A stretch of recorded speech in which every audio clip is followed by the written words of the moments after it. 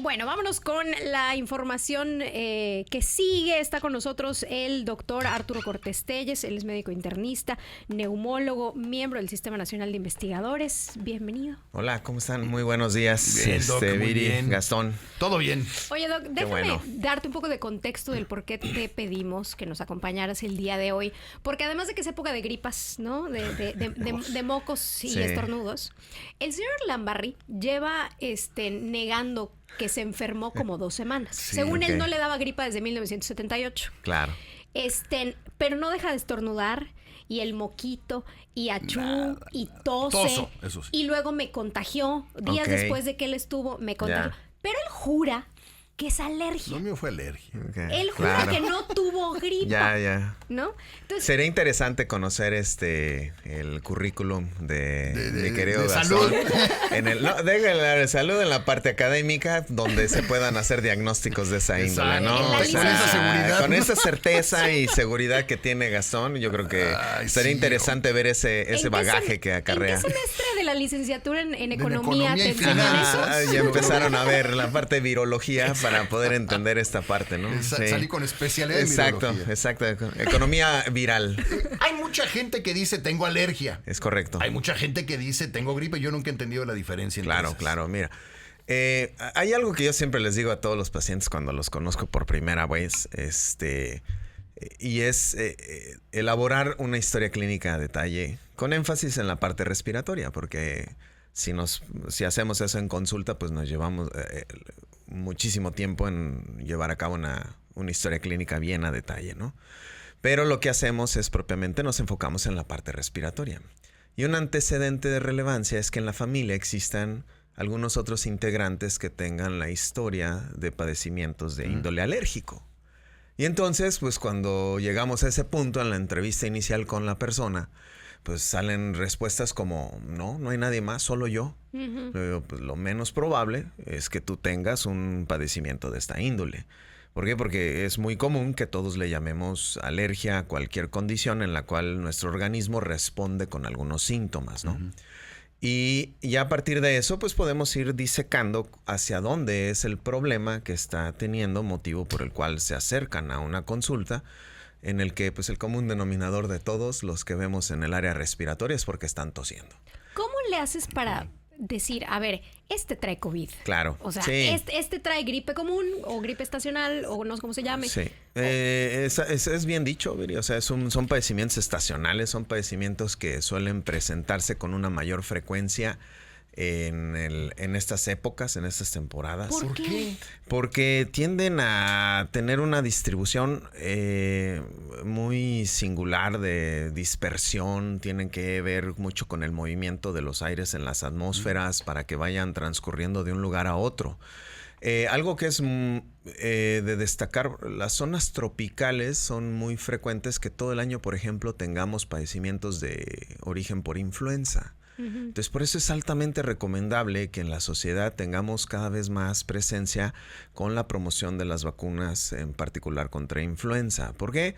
Porque es el mismo escenario que con COVID. No nos va a evitar que nos enfermemos, pero sí vamos a desarrollar una enfermedad mucho menos sintomática.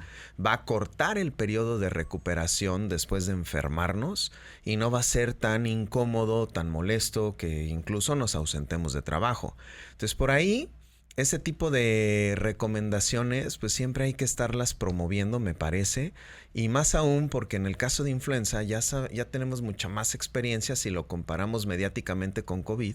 La experiencia de COVID es la pandemia, nos ayudó la vacunación a salir adelante y que hoy estemos aquí reunidos sin mayor problema, con menos restricciones conforme fue progresando el esquema de vacunación. ¿Verdad? Oye, Doc, las prácticas que comúnmente decimos que dan gripa, ejemplo. O sea, cúbrete. ¿Eso? Exacto. Sí. Tápate, gente que ahorita, por ejemplo, que va a natación, que ya no va a natación porque el agua está fría, entonces salgo, entonces no se vaya a enfermar. Claro. No sé, los niños, por ejemplo, que tienen un deporte, sudan, entonces ahorita no, porque van a irse sudados a la casa. Todas estas prácticas que comúnmente decimos que nos dan resfriado. Mira, yo siempre les he dicho, bueno, eso yo nunca lo leí en una parte de un libro, en un texto, entonces son más usos y costumbres de nuestra sociedad. Claro, o sea, es algo que incluso a las mismas personas que tienen la confianza de ir conmigo a una evaluación, les digo, ayúdenme a quitar esos mitos, esos usos y costumbres de que estoy enfermo y que no puedes abrir el refrigerador. Ándale. Y que si te bañas en la noche, sécate el cabello. Entonces les digo yo, necesito entender cuál es el camino por el cual genera esto una enfermedad. La realidad es que no. Es que puede haber alguna otra condición que no le ponemos atención porque solemos no hacerlo, ¿verdad? En nuestro andar del día a día. Más allá de que estas condiciones rutinarias, ¿qué otra se me ocurre ahorita? Bueno, no se me ocurre de lo que me han platicado. Apaga el ventilador. No, bueno, el ponte calcetines porque el aire te va a entrar por los pies. Oye, eso sí, de que el frío entra por los pies. Cuando se va por la cabeza. No, bueno, es que cuando me dijeron eso me quedé pero anonadado. Dije, ¿qué está ocurriendo? Sí, así son. Eso es una realidad. Esa es una cuestión más de usos y costumbres. Sí, yo entiendo y eso lo podemos respetar, ¿no? Pero me parece que también tenemos que ser muy honestos con la persona y decirle, mire, eso no me parece que sea. Que sí puede ser, ¿no? Ejemplo, señalaste algo, lo de las piscinas. Hay personas que pueden tener mucha sensibilidad. Les quito yo el contexto de alergia y se las cambio por sensibilidad para que lo entiendan más fácilmente, ¿no? Mi organismo es más sensible a algunas partículas, algunas sustancias, algunos químicos, entre ellos el cloro de las piscinas. Hay personas que pueden entrar y salen con los ojos rojos, salen estornudando, moqueando. Bueno, la reacción la tuvo a un químico. Y así sucesivamente, a los polvos cuando están sacudiendo la habitación, el guardarropa, etcétera. Espérame, te voy a tener ahí porque siento que está relacionado. Si no, cállame la boca. A ver, existe tal cosa, yucatecos, paren oreja, ¿eh? ¿Existe tal cosa como la alergia a la humedad? Ok. Propiamente la humedad no genera alergia. Porque, vamos a entrar en esta parte de que la humedad es un estado físico de la materia. ¿De cuál? Del agua. Entonces siempre les enseño yo un caminito. Tengo por ahí una imagen que les muestro de cómo alguna vez tomé esa foto en un museo, si mal no recuerdo, en un congreso americano en la ciudad de Dallas. Tienen el Museo de Natural de Ciencias. Y viene un cuadro muy padre donde viene el contexto de humidity, ¿no? Como parte de las rutas que lleva el agua, entre convertirse a hielo en el estado sólido, el líquido, el agua propiamente, y el vapor, que es la humedad. Entonces les digo yo, bueno, si una persona es alérgica a la humedad, pues entonces en teoría tendría que ser alérgica al agua. Entonces, eso es imposible. ¿Qué ocurre? Que la nariz es el órgano. Nosotros tenemos en el interior de la nariz estructuras, particularmente los cornetes, que se encargan de calentar y humedecer el aire que respiramos. Entonces siempre les pongo el ejemplo. O sea, así nosotros respiramos con la nariz, para que vean la valía que tiene el sistema respiratorio superior y por ello hay que cuidarlo. Si nosotros respiramos, no sé, vamos a ponerle nuestro frío yucateco, ¿no? De 15 grados centígrados, en la tráquea, ese aire, si pusiéramos un termómetro, va a llegar a 34, 35 grados centígrados. Gracias a la nariz. Gracias a la nariz, por lo que siempre la nariz debe de estar adecuadamente funcional. De lo contrario, el ser humano no puede dejar de respirar y lo hace a través de la boca. Cuando la nariz la tienen con algunos problemas expresados como congestión nasal. Y entonces al respirar con la boca no tiene esas estructuras y el aire respirado a 15 grados centígrados así va a entrar a la tráquea y podemos hacer el ejercicio en un cuarto cerrado donde tengamos una temperatura controlada. Hagan unas 3-4 respiraciones y lo primero que van a sentir es que se les está secando la garganta. Y en consecuencia se va a desencadenar el reflejo de la tos. Entonces ese es el síntoma que con frecuencia le llama la atención a la gente. Le digo, no, es un reflejo. Entonces tengo yo que encontrar como médico, tengo que encontrar la causa por la cual la persona está tosiendo, entender por qué está tosiendo la persona, ¿no? En el caso de los padecimientos respiratorios agudos, incluyendo padecimientos infecciosos y no infecciosos. Entonces, por eso es que muchas personas que tienen rinitis alérgica, rinitis vasomotora, pues tienen congestión nasal y con frecuencia están tosiendo. ¿Qué es rinitis? Rinitis es el padecimiento propiamente en el que se caracteriza por inflamación de la mucosa nasal. Si lo dividimos, rinos e itis, itis por etimologías grecolatinas, itis es todo lo que termina en itis, le diría yo a los radioescuchas, es inflamación. Llámese gastritis, bronquitis. Entonces por eso les digo, a veces queda como que no muy bien entendido qué es lo que tengo. Me dijeron que tengo rinitis. Bueno, pues solamente me estás dando a entender que tienes la nariz inflamada, ¿no? Y así sucesivamente, muchos padecimientos, como reitero, de origen infeccioso y no infeccioso, pueden caracterizarse y compartir algunos síntomas. ¿Cuáles son los síntomas que comparten? Pues la congestión nasal, el escurrimiento. Nos compartiste esta imagen. Sí. Para poder vislumbrar las diferencias. Es correcto. Ahí está. Metas al YouTube. A ver, ¿cómo que resfriado y gripe son dos cosas diferentes? Son dos cosas diferentes, sí, claro. El resfriado se le atribuye a cualquier padecimiento. Por cierto, perdóname que te interrumpa. Entre a YouTube para que pueda verlo, porque sí está interesante. Está padre la tabla. Entra a YouTube, Telesur Yucatán. Esto es algo que encontré que dije, mira, es de alcance y va dirigido a la sociedad. Dije, está súper bien. ¿Por qué? Porque nos va a dar a entender las cuestiones, ¿no? Así los he visto hoy en día en mi consulta y les he dicho, miren, estas son las diferencias que ustedes deben de entender, ¿no? Porque de repente llegan, es que me dijeron que tengo COVID. Le digo, bueno, una de las características, si ustedes pueden ver el quinto renglón que dice pérdida de gusto y olfato, si nos vamos a la columna de COVID, nos marca como que es uno de los síntomas que con mayor frecuencia se presenta comparado con el resto de los padecimientos, ¿no? Y puede ser que algunas personas con enfermedades rinosinusales crónicas también de repente puedan tener algunos problemas de olfacción, es decir, que no perciban bien los yo tengo rinitis. Sí. Y mi sentido del olfato es malo, pero de veras malo. Exactamente. Y eso no quiere decir que tengas COVID. El tema con COVID es la pérdida abrupta. O sea, a mí me pasó en pandemia.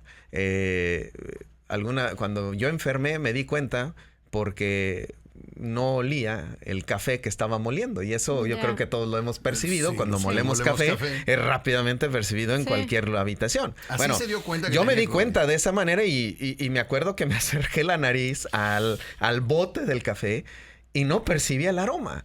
Y hasta me dijo mi esposa, ya ni huelas. O sea, ¿por qué? Porque hasta yo huelo. Me dice, ¿estás enfermo de esta situación? Le dije, sí, oye, qué barbaridad. Y hoy sabemos que quienes se enferman por COVID, a mí me pasó, yo tardé cerca de 1 año con un problema que se reconoce como una mala funcionalidad del sistema olfatorio, de la percepción. Se llama disfunción olfatoria crónica.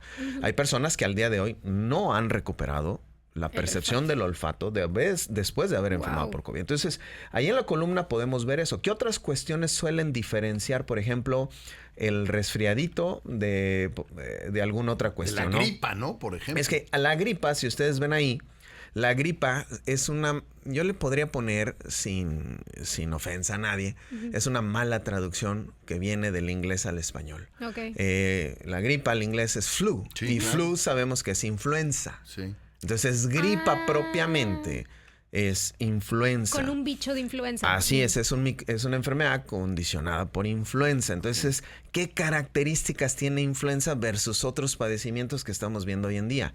Influenza te da fiebre. Esa es la que particularmente en el adulto... en lugar de gripe lo podemos traducir como influenza.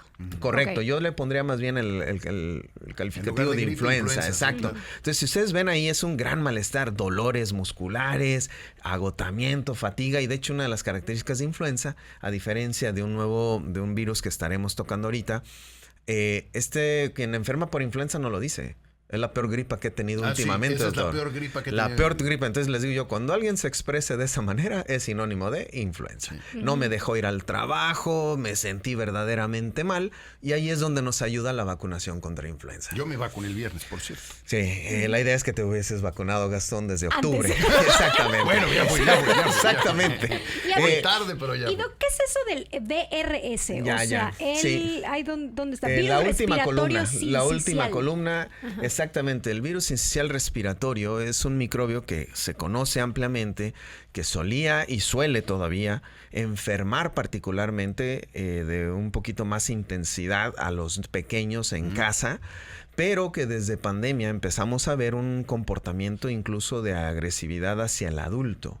El adulto no tenía tanto esta expresión porque a lo largo de la vida se enfermaban los pequeños, coincidían con los papás, podían generar algún sistema inmunológico ya de exposición, que es lo que llamamos defensas.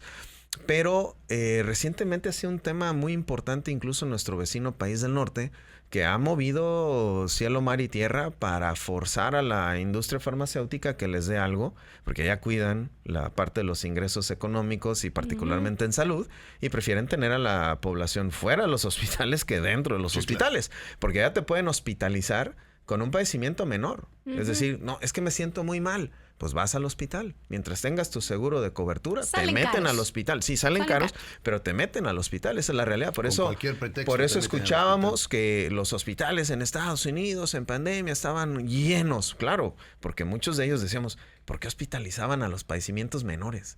Pues porque así lo hacían. Es su forma de conducirse, ¿no? Entonces, en el caso del virus sincicial respiratorio, se ha visto que ha empezado a incrementar los procesos de contagio incluso en los adultos. ¿Qué características tiene comparado con el influenza, por ejemplo? Uno es que te permite ir a trabajar. Te sientes enfermo y te permite ir a trabajar. ¿De qué otros síntomas se caracterizan? No te da fiebre, entonces. No tiene un gran perfil de respuesta de fiebre, Gastón, exacto. Puede ser 37.5, 38, esa fiebrecita que con frecuencia solemos referir como ando irritado, ¿no? O sea, 37.5, 38. Y una de las características es que en los niños les puede silbar el pecho. Entonces, los médicos se encuentran de repente incluso con los adultos, las sibilancias, exacto. Como similar al paciente que pueda tener asma. Entonces, a veces eso lo confunden. Es que usted parece un paciente con asma, pero yo no tengo asma, vengo enfermo con esta situación. Le digo, exacto, son datos clínicos que nos orientan a poder diferenciar esta cuestión, ¿no?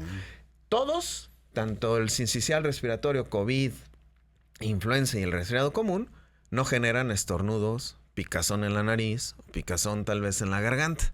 Eso lo generan los padecimientos no infecciosos llamados alergias. Entonces, justo en el caso del virus sincicial respiratorio, intencionadamente lo hemos cuestionado a los pacientes. Oye, ¿ya has estornudado? No.